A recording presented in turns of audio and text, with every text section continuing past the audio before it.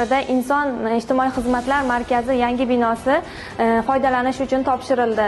Bugun juda ko'plab fuqarolarimiz ushbu markazimiz ochilishiga qiziqish bildirib, o'zlarining savollariga javoblar olishdi va biz bu targ'ibotni yanada kengroq tashkil etamiz.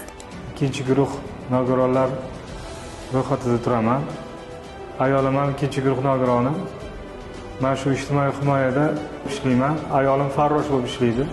Nogironligi bor odamlarni ishga jalb qilganligiga kattakon rahmat. Men nogironi bor insonlarni ishga oladi deb o'ylamagandim. Juda ham xursand bo'ldim.